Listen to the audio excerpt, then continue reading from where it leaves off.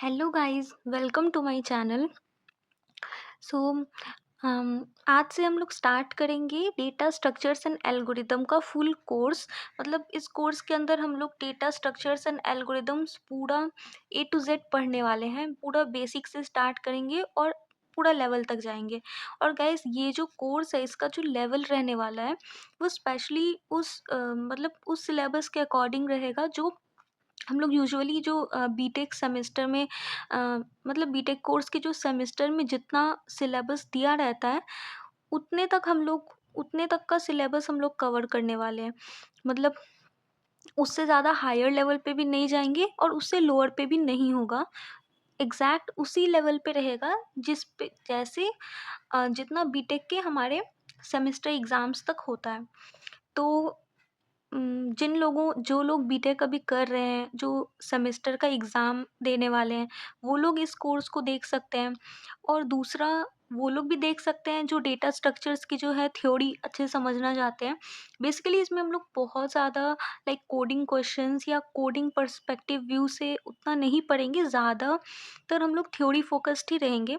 तो वो लोग जो डेटा स्ट्रक्चर्स एंड एल्गोरिदम्स पहली बार पढ़ रहे हैं, तो डायरेक्टली कोडिंग पे जाने से पहले, मतलब डायरेक्टली कोडिंग पे जंप करने से पहले आप मतलब उसका ओवरव्यू समझना है, या कभी आज से पहले इस सब्जेक्ट बारे में कुछ जाना नहीं है तो पहली बार पढ़ रहे हैं, तो एक ओवरव्यू चाहिए, इंट्रोडक्शन चाहिए, वो सारी थ्योरी अच्छे से जानना है डिटेल्स में, तो वो सारी चीज़ें यहाँ मिल जाएंगी इस कोर्स के इस प्लेलिस्ट में। और गाइस, तो हमारा जो ये पूरा प्लेलिस्ट रहने वाला है, ये मेनली बीटेक के सेमेस्टर, बीटेक सीएससी जो पढ़ रहे हैं, और या तो आईटी है या कोई भी एआईएमएल है, कोई भी ब्रांच है जहां आप डेटा स्ट्रक्चर्स एंड एल्गोरिदम का सेमेस्टर एग्ज़ाम मतलब यूनिवर्सिटी एग्ज़ाम अगर आप देने जा रहे हैं, तो ये पूरा सिलेबस जो है ये उसी पे फोकस्ड रहेगा। और ये पूरा सिलेबस हमारा उसी उसी पे फोकस्ड रहेगा। तो आप लोग जो लोग भी इन बैकग्राउंड से आते हैं या इस तरीके से पढ़ना चाहते हैं, तो वो ऑब्वियसली इस पूरे कोर्स को फॉलो कर सकते हैं। हम एक एक टॉपिक पढ़ेंगे बेसिक से लेके एंड तक। तो देख लेते हैं हम लोग सिलेबस में सबसे पहले क्या पढ़ेंगे। तो इसका सिलेबस है, जो डेटा स्ट्रक्चर्स होता है ना, तो इसके दो पार्ट्स होते हैं। पहला हो गया हमारा लीनियर डेटा स्ट्रक्चर और दूसरा हो गया हमारा नॉन लीनियर डेटा स्ट्रक्चर। तो हमारा जो लीनियर डेटा स्ट्रक्चर्स होता है, इसके अंदर हम देखेंगे लाइक एरे हो गया, स्टैक हो गया, क्यू, लिंक लिस्ट। ये जो चारों टॉपिक्स हैं, ये चारों टॉपिक्स नहीं बल्कि ये चारों चैप्टर्स हैं, एक तरीके से कह लो। इसके अंदर बहुत सारे सब टॉपिक्स हैं। तो ये जो चार चैप्टर हैं, मेनली ये हम लीनियर डेटा स्ट्रक्चर्स के अंदर पढ़ेंगे। और नॉन लीनियर डेटा स्ट्रक्चर्स के अंदर ये सारे टॉपिक्स पढ़ेंगे, लाइक आपका बाइनरी ट्री हो गया, binary search tree, binary heap, graph representation and hashing. तो ये जो सारे टॉपिक्स हैं ये हम नॉन लीनियर डेटा स्ट्रक्चर्स में पढ़ेंगे। और गैस, मैं जो भी पढ़ाऊँगी उसका सारा का सारा नोट्स, मतलब ये जो पूरा पेज है ना, इसका सारा का सारा नोट्स मैं टेलीग्राम चैनल पे पीडीएफ बना के अपलोड कर दूँगी। तो मैं यही सजेस्ट करूँगी कि आप लोग वीडियो देखते देखते ही नोट्स बना लें। अगर पहली बार डेटा स्ट्रक्चर्स पढ़ रहे हैं, या अगर रिवीजन करने के लिए पढ़ रहे हैं, या एक बार फिर से रिकॉल करने के लिए पढ़ रहे हैं, तो आप लोग नोट्स अगर ना भी बनाएं तो चलेगा, क्योंकि मैं पीडीएफ तो अपलोड ही कर दूँगी। अगर आप लोग पहली बार पढ़ रहे हैं, और तो आप मैं यही सजेस्ट करूँगी कि आप लोग नोट्स बनाते हुए जाएँ, तो वो ज़्यादा ही अच्छा रहेगा, ज़्यादा बेनिफिशियल होगा। क्योंकि कुछ कुछ एक्स्ट्रा पॉइंट्स में मैं बताऊँगी ना बीच-बीच में, जो कि नोट्स में भले ना लिखा हो, तो वो सारे पॉइंट्स जो हैं आप अपनी नोट्स में अपने हिसाब से लिख सकते हो। तो आपके लिए वो ज़्यादा फ़ायदेमंद होगा। इट्स ओके, चलिए अब हम लोग एक्चुअल पढ़ाई स्टार्ट करते हैं। तो सबसे पहले हम लोग डेटा स्ट्रक्चर्स का डेफिनेशन देख लेते हैं कि ये होता क्या है। तो data structure is about data organisation and management of data storage format that enables efficient access of data. तो बेसिकली इस डेफिनेशन का मतलब क्या है। तो इसमें बोला data structure is about data organisation. तो मेनली जो डेटा स्ट्रक्चर है वो हमारा डेटा ऑर्गेनाइजेशन के बारे में बताता है, यानी कि हम लोग डेटा को किस तरीके से ऑर्गेनाइज करें, किस तरीके से, मतलब हमारे पास बहुत सारा डेटा है, लाइक आजकल तो हमारे पास बहुत सारा डेटा होता है ना? वो सारे डेटा को हम किस तरीके से बेस्ट वे में ऑर्गेनाइज कर सकते हैं, और उसका जो मतलब डेटा का जो स्टोरेज फॉर्मेट है उसको हम लोग कैसे मैनेज कर सकते हैं, मतलब डेटा को हम लोग कैसे ऑर्गेनाइज करके रख सकते हैं। लाइक फॉर एग्जांपल एक लाइब्रेरी है, ठीक है? लाइब्रेरी में हमारे पास बहुत सारी बुक्स होते हैं, राइट? तो अगर हम उन बुक्स को ऐसे इधर उधर रखें तो हमारा क्या रहेगा, वो बुक्स अच्छे से ऑर्गेनाइज नहीं रहेगा। सपोज दैट आपके पास एक लाइब्रेरी में कुछ बुक्स हैं, ठीक है? उन बुक्स को आपने इधर उधर रख दिया, तो जब आपको उस बुक की ज़रूरत पड़ेगी तो क्या आपको वो बुक सही समय पर कम समय में और आपको मिल पाएगा? नहीं मिल पाएगा ना। और अगर आप उस बुक को अच्छे तरीके से ऑर्गेनाइज करके रखते हैं और उसके अच्छे से उसके स्टोरेज फॉर्मेट को अच्छे से मैनेज करके रखते हैं, तो आप जब चाहेंगे आप जा कर के डायरेक्टली उस बुक को निकाल लेंगे लाइब्रेरी से, और उस बुक को आप अच्छे से, मतलब जब आपके काम पड़े तब आपके वो बुक अवेलेबल हो जाएगा कम समय में और कम मेहनत के साथ। ठीक उसी तरीके से हमारे डेटा स्ट्रक्चर्स में भी हम डेटा को, जितने भी हमारे पास डेटा हैं, उन डेटा को हम प्रॉपरली ऑर्गेनाइज करके रखते हैं, ताकि और जो है और उसका स्टोरेज फॉर्मेट को हम लोग लाइक उसके स्टोरेज फॉर्मेट, मतलब कि लाइक हमें स्टोरेज डेटा को स्टोर करने के लिए बहुत सारे लाइक डेटा, मान लीजिए हमारे पास एक डब्बा है, ठीक है? इस डब्बे के अंदर हम डेटा है, ठीक है? हम उसको प्रॉपरली कैसे स्टोर करें एक अच्छे स्टोरेज फॉर्मेट्स में, तो हमारे पास ताकि हम जब भी चाहें उस डेटा को हम लोग एफिशिएंटली एक्सेस कर पाएँ। तो हम लोग डेटा को प्रॉपरली कैसे ऑर्गेनाइज करें और कैसे उसके स्टोरेज फॉर्मेट के हिसाब से उसको अच्छे से मैनेज करके रखें, ताकि जब भी हम चाहें तब हम डेटा को एफिशिएंटली एक्सेस कर सकें। इसी को कहते हैं हम डेटा स्ट्रक्चर्स। ओके? तो एफिशिएंट का मतलब क्या हो गया? एफिशिएंट का मतलब हो गया कि it takes less time for data retrieval. Okay? So मतलब कि हमने डेटा को इतने अच्छे से, इतने ऑर्गेनाइज करके अच्छे स्टोरेज फॉर्मेट में रखा हुआ है, अच्छे स्टोरेज फॉर्मेट में हमने डेटा को रखा हुआ है अच्छे से ऑर्गेनाइज कर, ताकि जब भी हमें सपोज ये डेटा है ए, ठीक है? हमें जब भी ए डेटा चाहिए तो हम जा कर के डायरेक्टली हमें पता है यहाँ रखा हुआ है, इस स्टोरेज फॉर्मेट में रखा हुआ है, तो हम यहाँ से डायरेक्टली डेटा को ईजिली रिट्रीव कर सकते हैं। रिट्रीव कर सकते हैं मतलब डेटा को हम लोग ईजिली यहाँ से बाहर निकाल सकते हैं। तो और इसमें हमें लेस टाइम भी लगना चाहिए, क्योंकि हम डेटा को वहाँ से लेकर के आ रहे हैं, तो हमें ये नहीं है कि एकदम ढूंढते रह गए हम डेटा और हमें मिल ही नहीं रहा है, इस तरीके से हमने रखा है। नहीं, हमने इस तरीके से रखा है ताकि हमें जब भी मन करे तब हम उस डेटा को लेस टाइम के अंदर ईजिली निकाल सकें। तो अब दूसरा हम लोग देखते हैं एरे क्या है। एरे हमारा है, array is collection of similar data types. Array हमारा एक कलेक्शन होता है ऑफ सिमिलर डेटा टाइप्स, मतलब कि एरे के अंदर जो भी हम डेटा रखेंगे उस डेटा का जो टाइप होगा वो सेम होगा। फॉर एग्जाम्पल सपोज हमारा एरे इस तरीके से होता है, एक मान लीजिए एक विजुअल रिप्रेजेंटेशन इस तरीके से है एरे का। तो इसके अंदर हमारे पास कितने डेटा टाइप्स होते हैं, लाइक हमारे पास इंट होता है, हमारे पास कैर होता है, हमारे पास फ्लोट होता है, राइट? तो हम अगर इस एरे के यहाँ पे मान लीजिए हमने टू स्टोर किया है, टू किस टाइप का है? इंट टाइप का है। तो यहाँ पे हम लोग, और कैर में क्या होता है, लाइक कैर में कैरेक्टर्स होता है A B C, anything anything character. So यहाँ पे हमने मान लीजिए टू स्टोर किया है, टू इज इंटीजर। तो इस पूरे एरे में हम कहीं भी या फिर बी, इस टाइप से हम लोग नहीं स्टोर कर सकते हैं, ये नहीं स्टोर हो सकता है। इस पूरे एरे में हमें जो स्टोर करना होगा वो इंटीजर ही स्टोर करना होगा, 2 3 देन 4, ओके, इस 5 6, मतलब इस पूरे एरे में ओनली इंटीजर्स ही रहेगा, इसमें हम लोग कैरेक्टर स्टोर नहीं कर सकते हैं।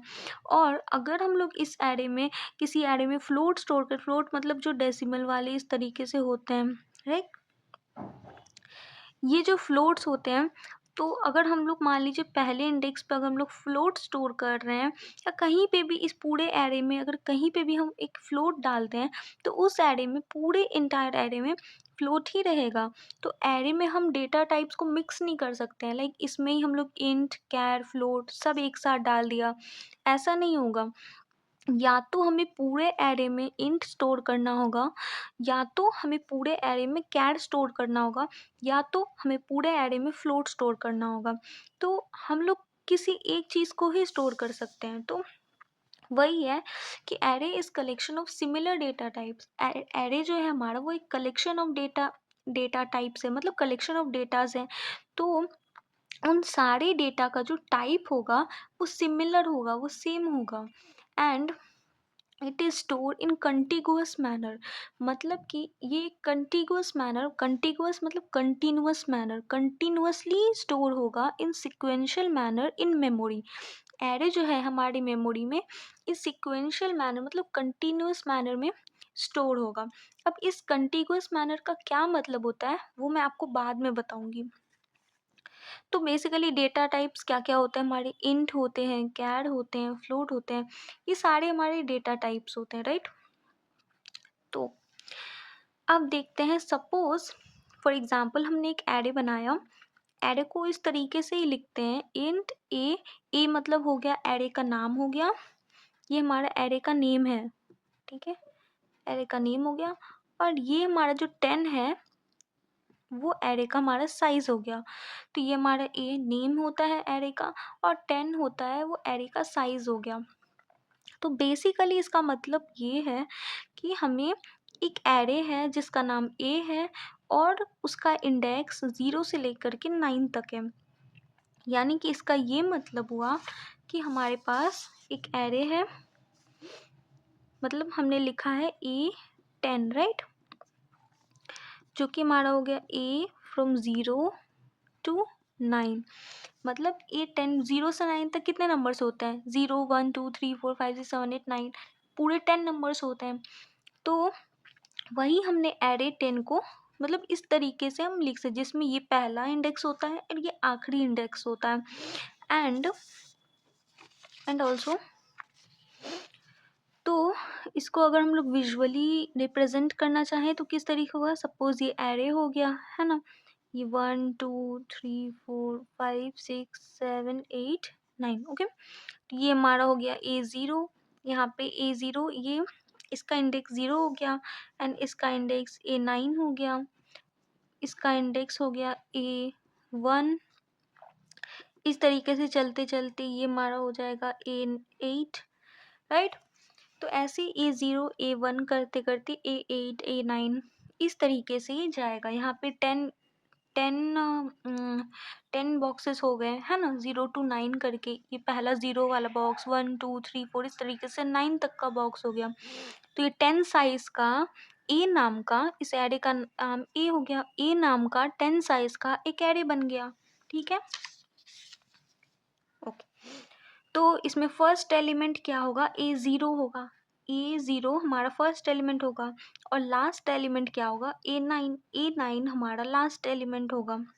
ये 0 और 9 ये इसका इंडेक्स होगा, ठीक है। तो अब हम लोग देखते हैं कि बेस एड्रेस क्या होता है। तो हमारा बेस एड्रेस जो है, it is the address of first element.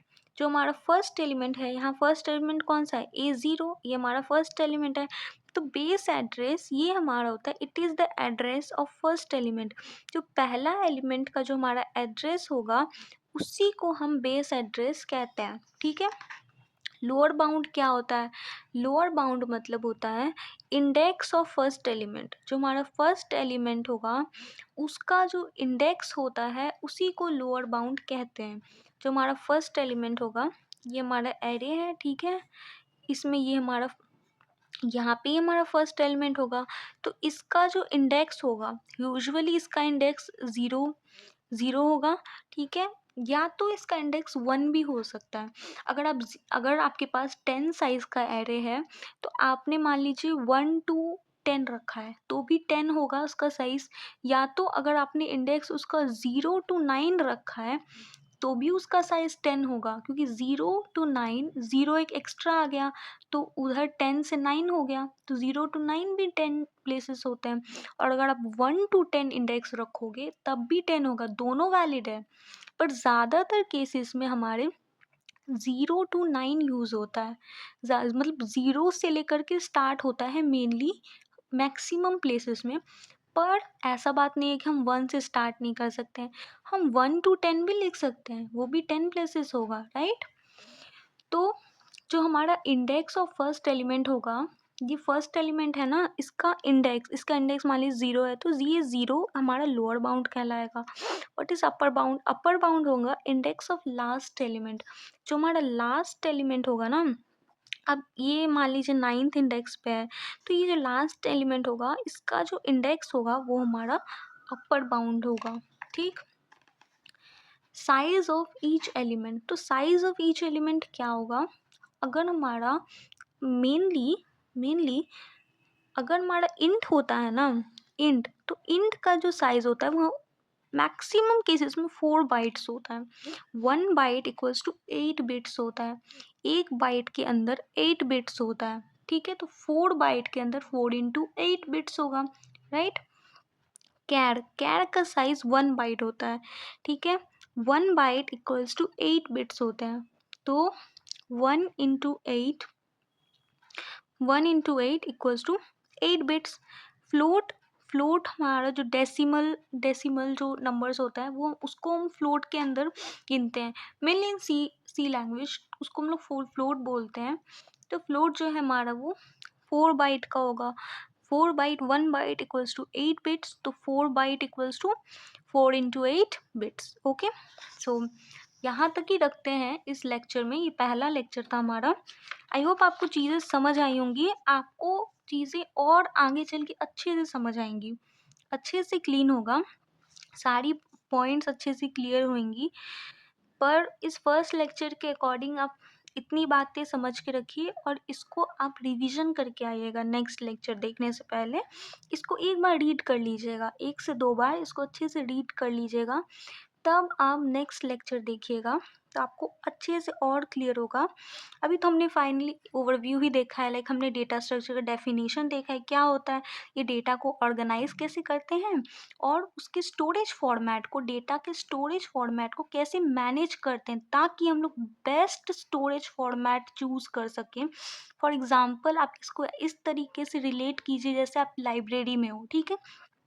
Library में आप बुक्स को स्टोर करने के लिए जो हमारे रैक्स होते हैं या तो अलमीरा यूज़ कर सकते हो, है ना। लाइब्रेरी में हमारे बुक्स होते हैं, बुक्स को आप बहुत जगह स्टोर कर सकते हो। आप उसको एक अलमीरा खरीद सकते हो, उसमें आप बुक्स रख सकते हो, वो भी आता है। एक आप रैक खरीद सकते हो, रैक होता है ना दीवार पे जो लगाते हैं हम लोग, उसमें भी आप बुक्स को स्टोर कर सकते हो। अलग अलग तरीके के आप जो ऑर्गेनाइजर्स आप क्या कहते हैं उसको, स्टोरेज फॉर्मेट्स वाले वो खरीद सकते हो जिसमें आप उस चीज़ को रख सकते हो। तो उसमें से आपको बेस्ट चूज़ करना है ताकि कम स्पेस ले, है ना, स्पेस वो कम ले और ज़्यादा से ज़्यादा बुक अच्छे से स्टोर हो जाए, है ना, टाइम आने पे बुक मिल जाए। तो वही हम लोग कैसे डेटा को ऑर्गेनाइज करके रखें ताकि काम आने पे डेटा मिल जाए, और उसके स्टोरेज फॉर्मेट को किस तरीके से हम लोग अच्छे से मैनेज करें, अच्छा स्टोरेज फॉर्मेट चूज़ करें, that enables efficient access of data. मतलब जब हमें डेटा का ज़रूरत हो तो हमें एफिशिएंटली डेटा को एक्सेस कर सके। एफिशिएंट मतलब takes less time for data retrieval, मतलब डेटा को जब हम लोग निकालेंगे, मतलब उसके स्टोरेज फॉर्मेट से जब हम लोग डेटा को निकालने जाएंगे तो उसमें हमारे कम से कम समय लगे, ये ना हो कि हमें ढूंढना पड़ जाए हर जगह, है ना। Because data is very important nowadays, right. And data is in large quantity, large, very large, so it has to be manage properly, right. अगर उसे अच्छे से मैनेज नहीं किया जाएगा तो हमारा सारा काम बिगड़ जाएगा। बिकॉज डेटा की हमें आजकल बहुत ज़रूरत होती है, हर जगह मतलब डेटा और डेटा ही है हर चीज़, ओके। एरे एरे को हमने देख लिया, collection of similar data type, right. And similar data type मतलब इंट होगा तो इंट ही होगा। सिमिलर डेटा टाइप्स होना चाहिए एरे के अंदर हर उसमें, एंड कंटिन्यूअस मैनर में स्टोर होता है, ये हम बाद में देखेंगे, ओके। एंड डेटा टाइप्स क्या क्या होता है, इंट, कैर, फ्लोट होता है। एरे को हम लोग इस तरीके से लिख सकते हैं 0 to 9, ओके। बेस एड्रेस जो है वो हमारा क्या होता है, इसका डेफिनेशन देखा, लोअर बाउंड का डेफिनेशन, अपर बाउंड का definition, and size of each element का डेफिनेशन। मैं अगले पार्ट्स में इस पार्ट में अगले पार्ट्स में और अच्छे से एक्सप्लेन करूँगी, और नेक्स्ट टॉपिक्स आप जैसे जैसे पढ़ते जाएंगे आपको चीज़ें और क्लियर होते जाएंगी, जो भी डाउट्स है वो क्लियर हो जाएंगे। तो इस लेक्चर के लिए इतना ही। तो हम लोग नेक्स्ट लेक्चर में हम लोग मिलते हैं। तो आई होप कि आपको पसंद आया होगा लेक्चर, मतलब आई होप कि आपको थोड़ा भी कुछ समझ आया होगा इस लेक्चर में। बाकी जो नहीं समझ आया है और जिन बच्चों को भी नहीं समझ आया है, उनको नेक्स्ट लेक्चर में ट्राई करूँगी इन सारे कॉन्सेप्ट की एक बार रिवीजन भी करवा दूँगी हल्का सा, और नेक्स्ट कॉन्सेप्ट 5 मिनट रिवीजन करवा दूँगी, और बाकी हम लोग नेक्स्ट टॉपिक पढ़ेंगे, तो इससे आपका जो भी इस टॉपिक में जो डाउट है वो भी क्लियर हो जाएगा। Thank you for watching this video.